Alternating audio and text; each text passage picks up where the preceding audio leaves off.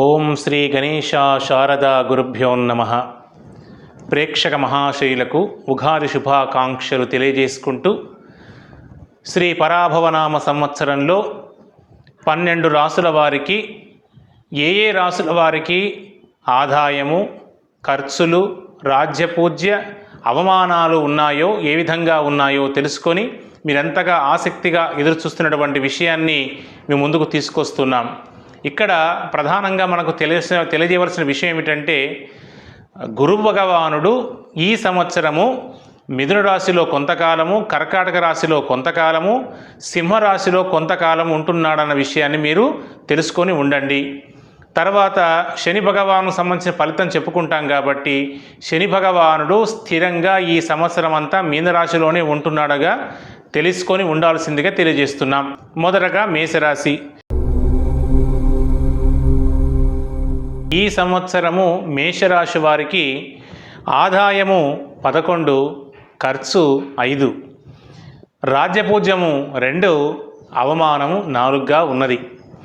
ఈ సంవత్సరము మేషరాశి వారికి గురువు 3-4 స్థానాల్లో ఉన్నప్పటికీ కొంత కష్టకాలము, అనుకున్న కార్యాలు, తలపెట్టిన కార్యక్రమాలు, ఉద్యోగాలు విషయాలు ఇబ్బంది కలిగినప్పటికీ కూడా అక్టోబర్ నెల 16వ తారీఖు నుంచి గురు భగవానుడు మేషరాశి వారికి పంచమ స్థానంలో, 5వ స్థానంలో గురువు రావడం చేత అనుకున్న కార్యాలు, తలపెట్టిన కార్యక్రమాలు చక్కగా నెరవేరటము, ద్రవ్యలాభము, ఐశ్వర్యము, సౌఖ్యము, శుభకార్యప్రాప్తి, విజయం సాధిస్తారని తెలియజేస్తున్నాం.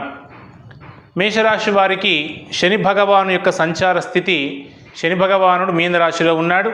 అందువలన ఏలినాటి శని వీరికి నడుస్తుంది. కాబట్టి ఈ మేషరాశి వారు ఈ 12వ స్థానంలో శని భగవానుడు ఉన్న కారణం చేత తేజస్సు తగ్గటము, అన్ని పనులలో విజయం సాధించలేకపోవటము, బంధువులతో వైరము, అకాల భోజనము, ద్రవ్య నష్టం లాంటి విషయాలు ఉంటాయి. కావున ప్రత్యేకంగా మేషరాశి వారు శనికి సంబంధించిన పరిహారాలు తప్పక ఆచరించుకోవాల్సి ఉంటుంది. శని భగవానుడు పాదాల యందు ఉంటాడు కాబట్టి మీరు ఎక్కువగా నడవడం అనే ప్రయత్నం చేయవలసి ఉంటుంది. పాదాలకు చెప్పులు లేకుండా నల్లని తార్ రోడ్డుపై నడిస్తే మరింత మంచిది. ప్రత్యేకంగా మరి లక్ష్మీనరసింహస్వామి దేవాలయాలు, తిరుపతి లాంటి వెంకటేశ్వర స్వామి ఆలయానికి వెళ్తున్నప్పుడు మీరు ఆ కొండపైకి నడుచుకుంటూ వెళ్ళండి, చాలా ఉపయోగం ఉంటుంది. ఇది నా అనుభవంతో మీకు చాలా సులభమైన మార్గంలో చెబుతున్నాను. ప్రత్యేకంగా శని త్రయోదశి లాంటి ఆ ప్రత్యేకమైన రోజులలో శని భగవానునికి ఇష్టమైనటువంటి తిలతైలాభిషేకాన్ని మరవద్దు. మరి దశరథ కృతమైనటువంటి స్తోత్రం కానీ, విప్లవాదితో రచించినటువంటి స్తోత్రం కానీ తప్పకుండా మీరు ప్రతిరోజు నిత్యము చదువుకోండి. ఇప్పుడు వృషభ రాశి వారి యొక్క ఫలితాంశాలు తెలుసుకుందాం. వృషభ రాశి వారికి ఆదాయము 5, ఖర్చు 14, రాజ్యపూజ్యము 5, అవమానము 4. వృషభ రాశి వారికి గురువు ప్రస్తుతానికి 2వ ఇంట, ఆ తర్వాత కొంతకాలం తర్వాత 3వ స్థానానికి, 4వ స్థానానికి గురు సంచార స్థితి కలిగి ఉన్నది. ఈ యొక్క మిశ్రమ ఫలితాలు గురు సంచారం వలన ఈ వృషభ రాశి వారికి కలుగుతోంది. ప్రారంభంలో అయితే గురువు 2ంట్లో ఉన్న కారణం చేత మంచి కీర్తి ఉంటుంది, సౌభాగ్యం ఉంటుంది, ధన, పుత్ర, ఉద్యోగ లాభం ఉంటుంది. అనుకోకుండా ధనం కలిసి వస్తుంది, గృహమందు శుభకార్యాలు కలిసి వస్తాయి. ఆ తర్వాత గురు సంచార స్థితి మార్పు చెందడం వల్ల గురువు 3-4 స్థానాల్లో వస్తున్న కారణం చేత మరి కష్టమైన కార్యక్రమాలు, మరి ఏ కార్యం పట్టుకున్నా కూడా కష్టంగా ఉండటము, బంధువులతో విరోధం రావటము, శరీర బాధ ఉండటము, దారిద్ర్యము, అట్లాంటి విషయాలు కొన్ని సంభవించే అవకాశాలు ఉన్నాయి. మరి దాన్ని అనుసరించుకొని మరి మనము ఆ గురు సంచారస్థితి అనుసరించుకొని మీ యొక్క కార్యక్రమాలను రూపొందించుకోవాల్సిందిగా తెలియజేస్తున్నాం. విశేషంగా ఈ వృషభ రాశి వారికి శని సంచారము 11వ స్థానంలో శని భగవాను ఉన్న కారణం చేత వీళ్ళకు జయము, సౌఖ్యము, మంత్రసిద్ధి, శత్రువుల మీద విజయము సాధిస్తారు, శుభకార్యప్రాప్తి కలుగుతుంది. ఈ శని భగవానుడు ఈ సంవత్సరం అంతా వృషభ రాశి వారికి 11వ ఇంట ఉంటాడు. శని సంబంధమైనటువంటి సంపూర్ణ అనుగ్రహం వారికి వృషభ రాశి వారికి కలుగుతుందని తెలియజేస్తున్నాం. ఇప్పుడు మిథున రాశి వారి యొక్క పంచాంగ ఫలితాలు తెలుసుకుందాం. మిథున రాశి వారి యొక్క ఆదాయము 8, ఖర్చు 11, రాజ్యపూజ్యము 1, అవమానము 7. ఈ సంవత్సరము మిథున రాశి వారికి ఆ యొక్క మిథున రాశి యందే గురువు ఉండడము, తర్వాత జూన్ 2 తర్వాత గురువు 2వ స్థానంలోకి వెళ్ళడము, అక్టోబర్ నెలలో గురువు 3వ స్థానంలోకి వెళ్ళడము, ఇట్లా మిశ్రమంగా గురు సంచార ఫలితాలు ఉన్నాయి. ప్రారంభంలో ఈ గురు యొక్క సంచార స్థితి చేత అధికారులతో వైరము, ఉద్యోగ విరోధము, కీర్తి హాని, ఇరుగు పొరుగు వారితో వైరం కలిగేటువంటి విషయాలున్నాయి. జూన్ నుంచి అక్టోబర్ వరకు మంచి విషయాలు ఉన్నాయి. మరి కీర్తి, మంచి సౌభాగ్యము, కలిసి వచ్చే పనులు మన వ్యవహారంలో కలిసి రావడము, గృహమందు శుభకార్యం జరిగేటువంటి అవకాశాలు ఉన్నాయి. మరి అదే గురువు మళ్ళీ 3వ స్థానంలోకి అక్టోబర్ నెల తర్వాత వెళ్ళడం చేత శరీర బాధ, మరి బంధువులతో, మిత్రులతో, స్నేహితులతో విరోధాలు, ఉద్యోగం చెడిపోవడం లాంటి విషయాలు ఉన్నాయి. మరి తగు రీతిగా ఈ యొక్క ఫలితాంశాన్ని అనుసరించి మీరు నడుచుకోవలసిందిగా తెలియజేస్తున్నాం. శని భగవానుడు ఈ మిథున రాశి వారికి 10వ స్థానంలో ఉన్నాడు. మిథున రాశి నుంచి మొదలుకొని ఈ రాశి వారికి 10వ స్థానం ఉండడం చేత అటు లాభము అని పెద్దగా కాదు, నష్టము పెద్దగా కాకుండా మిశ్రమ ఫలితాలను శని భగవానుడు ఇస్తాడు. కాబట్టి ఈ మిథున రాశి వారికి మొత్తంగా గురు సంచారం కానీ శని సంచారం కానీ మిశ్రమంగా ఉందని తెలియజేస్తున్నాం. ఇప్పుడు కర్కాటక రాశి. ఈ కర్కాటక రాశి వారికి ఆదాయము 2, వ్యయము 11, రాజ్యపూజ్యము 4, అవమానము 7గా తెలియజేస్తున్నాం.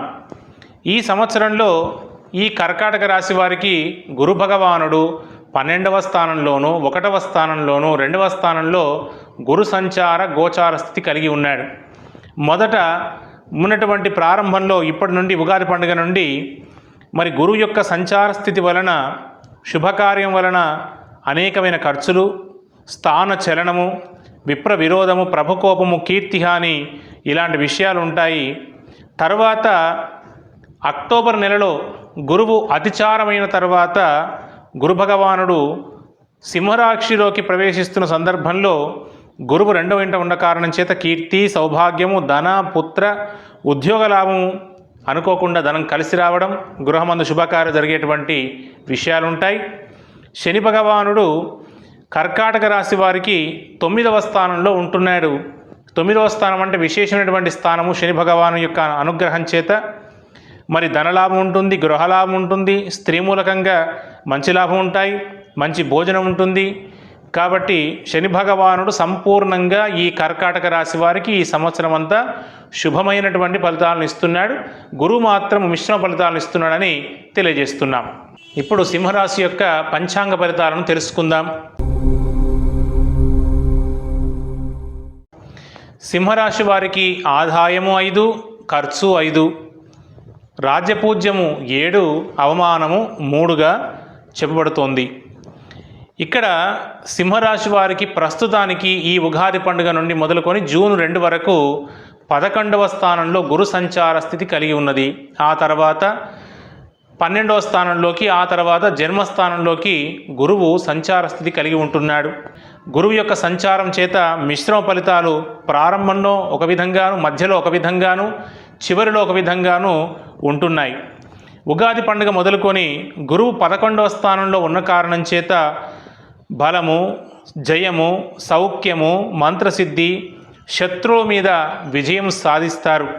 ఆ తర్వాత జూన్ 2 నుంచి ఆ సంవత్సరాంతం వరకు కూడా శుభకార్యాలు చేయటం వలన అధికమైన డబ్బు ఖర్చు కావడము, స్థాన చలనము, ప్రభుకోపము, కీర్తిహాని, అధికారులతో వైరం లాంటి మిశ్రమ ఫలితాలు ఉంటాయని తెలియజేస్తున్నాం.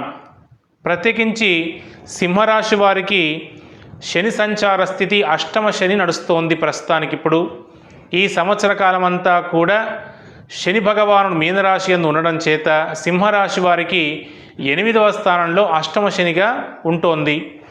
గతంలో ఈ అష్టమ శని యొక్క ప్రభావం ఎలా ఉంటుందయ్యా అంటే ఎక్కువ కష్టపెడతాడు, విపరీతమైనటువంటి ఖర్చు చేయిస్తాడు. ఆ ఖర్చు కూడా శుభకార్యాల వలన కావచ్చు, నూతన గృహ నిర్మాణం వలన కూడా కావచ్చు, అలా జరిగే అవకాశం కూడా ఉంటుంది. నా అనుభవంలో మాత్రము అష్టమ శని వచ్చిన వారు విశేషమైనటువంటి శుభకార్యాలు చేస్తారు, గృహ నిర్మాణం చేస్తారు. అందువల్ల డబ్బు ఖర్చు ఎక్కువ అవుతుంది. దానివల్ల దేహం చాలా కష్టపడుతూ ఉంటుందన్నమాట. దానికి తోడుగా ప్రయాణాలు చేస్తున్నప్పుడు చాలా జాగ్రత్తగా ఆలోచించి అవసరమైనటువంటి ప్రయాణాలు మాత్రమే చేయవలసి ఉంటుంది. మరి అష్టమ స్థానంలో శని సంచారం ఉన్న కారణం చేత అగ్ని వలన లేక దొంగల వలన భయం ఉంటుంది, కళాహీనం ఉంటుంది, అధికమైన కష్టం ఉంటుంది, మరి కఠినంగా మాట్లాడే అవకాశం కూడా ఉంటుంది, కోపం ఉంటుంది, ద్రవ్య నష్టం కూడా ఉంటుంది. కాబట్టి ఆచితూచి సింహరాశి వారు శని సంచార స్థితిని అనుసరించుకొని మీరు నడుచుకోవాల్సిందిగా తెలియజేస్తున్నాం. గురు సంచార స్థితి మిశ్రమంగా ఉందని మొదల్లో చెప్పుకున్నాం. ఇప్పుడు కన్యారాశి. కన్యారాశి వారికి ఆదాయము 8, ఖర్చు 11, రాజ్యపూజ్యము 3, అవమానం కూడా 3 ఉన్నది. ఈ కన్యారాశి వారికి గురు సంచార స్థితి గోచార ప్రకారంగా 10వ ఇంట గురువు ఉగాది నుంచి, ఆ తర్వాత 11వ ఇంట, ఆ తర్వాత 12వ ఇంట మిశ్రమ ఫలితాలు కలిగి ఉన్నాడు గురు భగవానుడు. ప్రస్తుతానికి ఉగాది నుంచి చూసుకున్నట్టయితే గురు 10లో ఉన్న కారణం చేత ధనహాని, ధాన్యనాశనము, వృధా సంచారము, తర్వాత విరోధము కలిగేటువంటి అంశాలు ఉన్నాయి.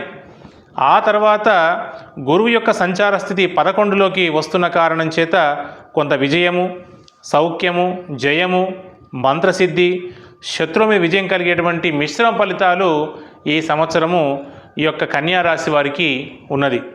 తర్వాత శని సంచార స్థితిని మనం పరిశీలించినట్టయితే కన్యారాశి వారికి 7వ స్థానంలో, కన్య నుంచి మీనరాశికి 7వ స్థానంలో ఉండడం చేత అటు చెడు కానీ అటు మంచి కానీ కాకుండా మిశ్రమమైన ఫలితాలను ఇచ్చేటువంటి అవకాశాలు ఉంటాయి. కాబట్టి మొత్తం మీద కన్యారాశి వారికి గురువు కానీ శని కానీ మిశ్రమ ఫలితాలు ఇచ్చేటువంటి అవకాశంగా మనకు తెలియబడుతోంది. తర్వాత తులారాశి. తులారాశి వారికి ఈ సంవత్సరము ఆదాయము 5, ఖర్చు 14, రాజ్యపూజ్యము 6, అవమానం 3గా తెలియజేస్తున్నాం. ఈ సంవత్సరము గురు భగవానుడు ఉగాది నుండి జూన్ 2 వరకు కూడా 9వ స్థానంలో గురు సంచార స్థితి కలిగి ఉండి స్త్రీ మూలకంగా లాభము, మంచి భోజనము కూడా లభించేటువంటి అవకాశాలు ఉన్నాయి. జూన్ తర్వాత ఆ తర్వాత అక్టోబర్ ఈ సమయంలో మిశ్రమమైన ఫలితాలు కలగడం చేత వృధా సంచారము, ధాన్యనాశనము, తర్వాత విరోధాలు పెరగడము, మళ్ళీ గురువు యొక్క అధిచారం వలన బలము, జయము, సౌఖ్యము, మంత్రసిద్ధి, శత్రు మీద విజయము సాధిస్తారు. మొత్తంగా తులారాశి వారికి గురువు యొక్క సంచార స్థితి ఉన్న మిథున రాశి ప్రకారం, కర్కాటక ప్రకారం, సింహరాశి ప్రకారము గురు సంచార స్థితి వలన గురువు మిశ్రమ ఫలితాలు తులారాశికి ఇస్తాడు. శని భగవానుడు తులారాశి వారికి 6వ ఇంట సంచార స్థితి కలిగి ఉన్న కారణం చేత మరి విశేషమైనటువంటి స్థానము ఈ తులారాశి వారికి.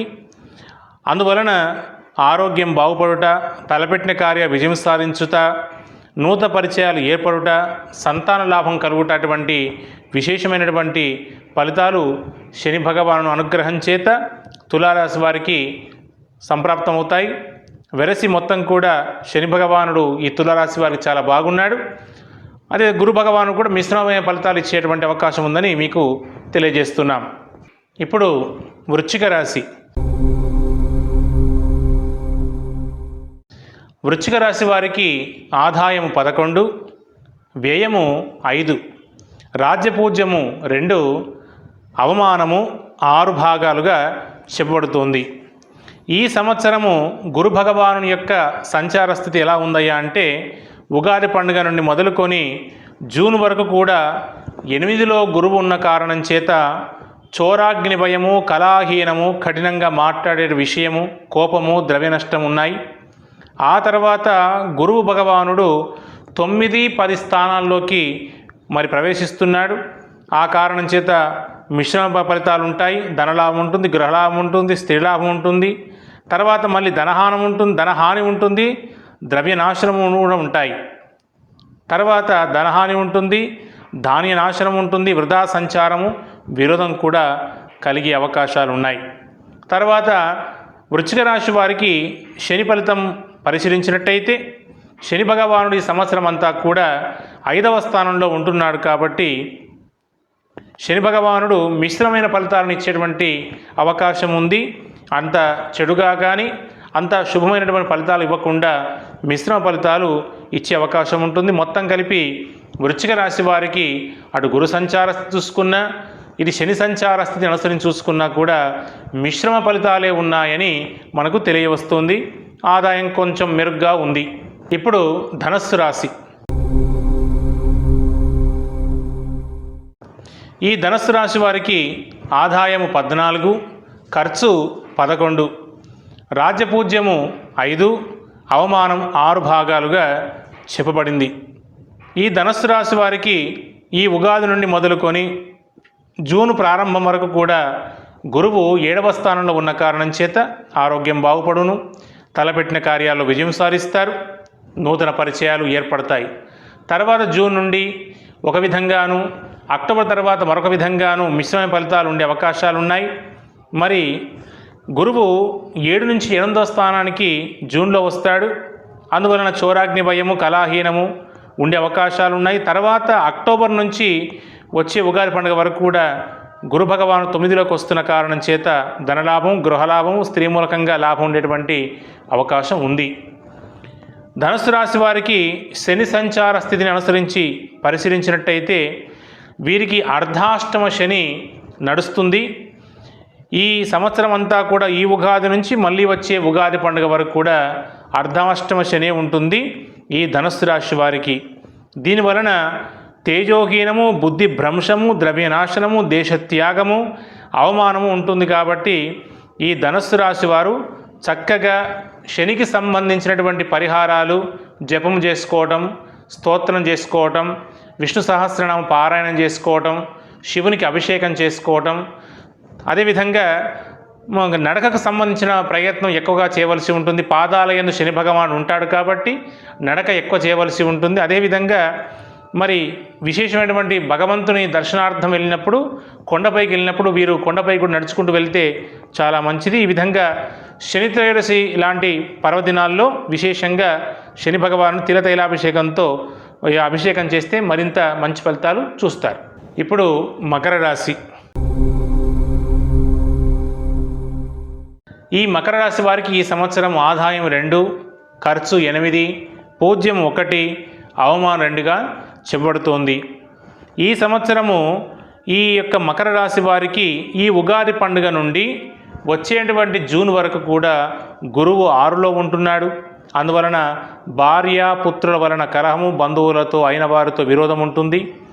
తర్వాత జూను 2 తర్వాత మంచి గురు భగవానుడు 6వ స్థానం నుంచి 7వ స్థానానికి వస్తున్న కారణం చేత ఆరోగ్యం బాగుపడుతుంది, తలపెట్టిన కార్య విజయం సాధిస్తారు, ఉద్యోగం సాధిస్తారు. మరి 7వ స్థానానికి రావడం చేత వివాహాల శుభకార్యాలు ముందుకు కొనసాగుతాయి. మరి సంతానం లాభం ఉంటుంది. మరి ఈ విధంగా మిశ్రమ ఫలితాలు ఈ మకర రాశి వారికి ఉంటాయి. మరి మకర రాశి వారికి శని సంబంధమైన ఫలితాంశాలు చూసుకున్నట్టయితే శని భగవానుడు 3వ స్థానంలో ఉంటాడు.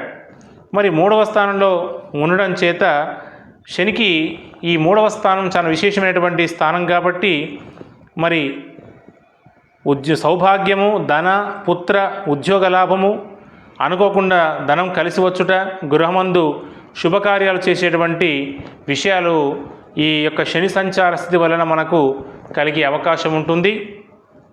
కాబట్టి మకర రాశి వారికి శని సంబంధమైన విషయంలో చక్కటి అనుకూల పరిస్థితి ఉన్నది. మరి గురు సంబంధ విషయంలో కొన్ని మిశ్రమ ఫలితాలు, గురువు స్థిరంగా ఒకే చోట ఉండకపోవడం వలన మిశ్రమ ఫలితాలు ఉంటాయని తెలియజేస్తున్నాం. ఇప్పుడు కుంభరాశి యొక్క పంచాంగ ఫలితాలు తెలుసుకుందాం. కుంభరాశి వారికి ఆదాయం 2, ఖర్చు 8, పూజ్యము 4, అవమానము 2. ఈ సంవత్సరం కుంభరాశి వారికి గురువు ఉగాది నుండి జూన్ వరకు కూడా 5వ స్థానంలో సంచారం ఉంది కాబట్టి ఐశ్వర్యము, ద్రవ్యలాభము, తలపెట్టిన కార్యాలు విజయం సాధించేటువంటి విషయము, తన బంధువులతో సుఖము, సౌఖ్యము, విజయం ఉంటాయి. తర్వాత గురు భగవానుడు 5వ స్థానం నుంచి 6వ స్థానంలోకి సంచార మార్పు, ఆ తర్వాత 7వ స్థానంలోకి సంచార మార్పు ఉంది. దీంట్లో మిశ్రమ ఫలితాలు ఉన్నాయి.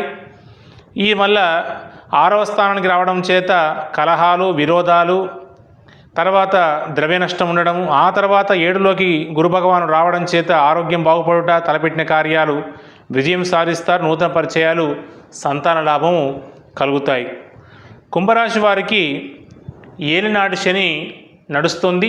కుంభరాశి నుండి ఆ పైన మీనరాశిలో గురువు ఉన్న కారణం చేత, 2వ స్థానంలో గురువు ఉన్న కారణం చేత ఇది ఏలినాడు శని యొక్క ప్రభావం కింద ఉంటుంది. సుమారుగా 1 ఏడాది అర్థం వరకు ఈ యొక్క ఏలినాడు శని యొక్క ప్రభావం కుంభరాశి వారికి ఉంటుంది. సుమారుగా మీకు గతంలో కూడా చెబుతున్నాను, ఏలినాడు శని ప్రభావము కొంతమందికి ప్రారంభంలోనూ, కొంతమందికి చివరి అంత్య సమయంలోనూ కూడా, అంటే ఆ ఏలినాడు శని యొక్క ప్రభావం పూర్తయ్యేటువంటి 7.5 సంవత్సరాల కాలం పూర్తయ్యే నాటికి ప్రభావం చూపించే అవకాశాలు ఉంటాయి. కాబట్టి తప్పకుండా ఏలినాటి శని వలన కలిగేటువంటి పరిహారాలను, తప్పకుండా ప్రమాదాలను ముందుగానే గుర్తించి భగవంతుని యొక్క, శని భగవాను యొక్క స్తోత్రపారాయణాలు, జపములు, హోమాలు, అభిషేకాలు, తైలాభిషేకాలు, ఇలాంటి కార్యాలు తప్పకుండా మరి అక్కడ అర్చక స్వామిని, పురోహితుని కలుసుకొని మీ శక్తి మేరకు ఏ విధంగా సాధ్యపడితే ఆ విధంగా దాన ధర్మాలు, పూజలు, జపాలు, హోమాలు, అభిషేకాలు తప్పకుండా నిర్వహించుకోవాలి. ఎందుకంటే ఈ పరిజ్ఞానం ఎందుకోసం చెబుతున్నామంటే, తప్పకుండా ముందుగానే వారి యొక్క గురుగ్రహ సంచార స్థితి, శనిగ్రహ సంచార స్థితి తెలుసుకొని ఈ సంవత్సరం ఎంత అనుకూలంగా ఉంది, ఎంత ప్రతికూలంగా ఉంది తెలుసుకొని దానికి తగినట్టుగా మన యొక్క కార్యాచరణ ఏర్పాటు చేసుకోవడం కోసం ఈ అవకాశం. కాబట్టి తప్పకుండా కుంభరాశి వారు ఈ విధంగా ఆచరిస్తారని, వ్యవహరించాలని తెలియజేస్తున్నాం. ఇప్పుడు మీనరాశి వారికి ఈ సంవత్సరం పరాభవ నామ సంవత్సర పంచాంగ ఫలితాంశములు.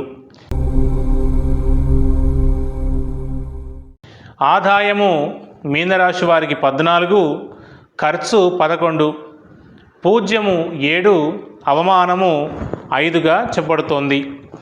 ఈ సంవత్సరము మీనరాశి వారికి ఈ ఉగాది నుండి వచ్చేటువంటి జూను ప్రారంభ కాలం నాటి వరకు గురు భగవాను 4వ స్థానంలో ఉండడం చేత తేజోహీనంగా ఉంటుంది, బుద్ధి భ్రంశం ఉంటుంది, ద్రవ్య నాశనం ఉంటుంది. జూన్ 2వ తారీఖు నుంచి గురు భగవానుడు 5వ స్థానంలోకి సంచారస్థితి కలిగి ఉండడం కారణం చేత అనుకున్న పనులు కలిసి రావడం, ద్రవ్యలాభము, ఐశ్వర్యము, విజయము, కార్యాలయంలో ప్రతి ఒక్కటి చక్కగా కార్యక్రమాలు విజయవంతంగా ముందుకు తీసుకెళ్తారు. ఆ తర్వాత మళ్ళీ అక్టోబర్ నుంచి గురువు 6వ స్థానంలోకి రావడం చేత భార్య, పుత్ర వలన కలహము, బంధువులతో అయిన వారితో విరోధం ఉంటుందని తెలియజేస్తున్నా. మొత్తం మీద మీనరాశి వారికి గురు సంచార స్థితి మిశ్రమంగా ఫలితాలు ఉంటాయి. ఆ తర్వాత శని భగవానుడు, ఇక్కడ శని భగవానుడికి కూడా ఆ రాశి అందే శని భగవానుడు ఉన్నాడు కాబట్టి ఇంకా చాలా కాలము ఏలినాటి శని ఉంటుంది. మొత్తం మీద మేషరాశి వారికి, ఇటు కుంభరాశి వారికి, మీనరాశి వారికి ఏలినాటి శని ప్రభావం 3 రాశులకు ఉంటుందన్నమాట. ఇదే విధంగా ఇప్పుడు మీనరాశికి కూడా ఇదే 7.5 శని, 7.5 సంవత్సరాల శని నడుస్తున్న కారణం చేత ఇప్పుడు మధ్యలో ఉంది ఈ 7.5 శని మీనరాశి వారికి. తప్పకుండా మీరందరూ కూడా శని భగవాన్ ప్రీతి కోసము పిప్పలాదులు రచించినటువంటి స్తోత్రం కానీ, దశరథ కృతము కానీ, స్తోత్రం కానీ, మరి బీజాక్షర జపము కానీ, శని భగవానుకి ప్రీతిపాత్రమైనటువంటి మరి ద్రవ్యాలు సమర్పించడము, దానం చేయటము, నల్లని వస్తువులు, గొడుగు, చెప్పులు, ఇలాంటి గ్రామాన్ని శుద్ధి చేసిన శ్రామికులకు ఏదైనా దానం చేయటము, మరి ముసలి వాళ్ళను గౌరవించడము, వారికి దానం చేయటము, ఇతరత్ర ఇలాంటి అనేకమైనటువంటి శని భగవానికి సంబంధించిన రెమెడీస్ అని కూడా తోటి అక్కడ గ్రామంలో ఉన్నటువంటి అర్చకుని కానీ పురోహితుని తెలుసుకొని కలుసుకొని ఆ విషయాలు చక్కగా పరిహారం చేసుకొని మరి మీరందరూ ఆరోగ్యంగాను దీర్ఘాయుష్మంతులుగాను ఉండాలని కోరుకుంటూ లోకా సమస్త సుఖినో భవంతు.